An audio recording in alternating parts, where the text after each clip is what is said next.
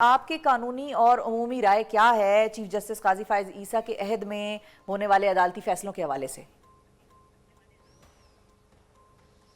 जी, जो चीज़ नुमाया थी जी काजी ईसा साहब के दौर में, वो थी कि सुप्रीम कोर्ट के अंदर काफ़ी डिवीज़न लग रही थी। लग रहा था कि जजेस के कोई ग्रुपिंग्स हैं और उनके साथ हैं, कोई उनके साथ नहीं हैं।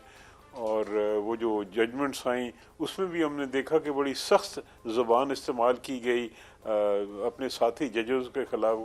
तो इस किस्म का एक माहौल था जो कि अच्छा नहीं था। खासी और खत्तो किताबत भी अब रही उम्मीद वसीम है कि साहब। कुछ माहौल में जी जी, तो ये सारी चीज़ें जो थी जी, ये इस दौर में आई हैं।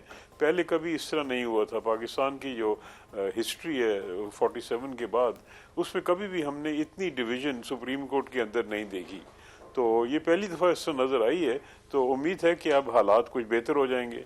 ठीक है। अच्छा, अब चूंकि डिवीजन की बात हो ही गई है, मैं फैसलों की तरफ भी आऊंगी, आपसे राय लूंगी। लेकिन जो डिवीजन का तासुर मिला और वो आखिर तक चलता रहा, खतों की दावत हुई, काजी साहब ने मुनीब अख्तर के हवाले से खत लिखा, फिर कल जाते जाते जस्टिस मंसूर ने काजी फायज ईसा साहब के हवाले से उनको खत लिखा। तो ये इसका इसका कौन रिस्पॉन्सिबल है? क्या काजी साहब खुद इस चीज़ को ज़्यादा बेहतर तरीके से हैंडल कर सकते थे जो उन्होंने नहीं किया, या दीगर जजेस की उनके खिलाफ एक खास किस्म का तासुर कायम हो गया? Who was responsible for this?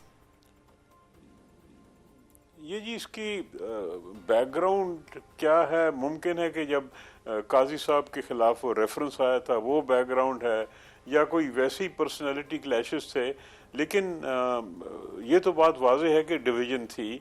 और कुछ डिवीज़न हमें बंदियाल साहब के ज़माने में भी नज़र आई, और वो जारी रही। इनके ज़माने में ख्याल था कि शायद ये कम हो जाएगी, लेकिन नहीं हुई। लेकिन मुझे उम्मीद है कि या अफरीदी साहब के आने के बाद माहौल बेहतर होगा, क्योंकि उनकी पर्सनैलिटी ऐसी है, बैकग्राउंड ऐसा है कि मेरे ख्याल में वो मौजूदा हालात में जजेस को साथ, तमाम जजेस को साथ लेकर चलेंगे। तो मुझे उम्मीद है कि अब बेहतर हो जाएगा।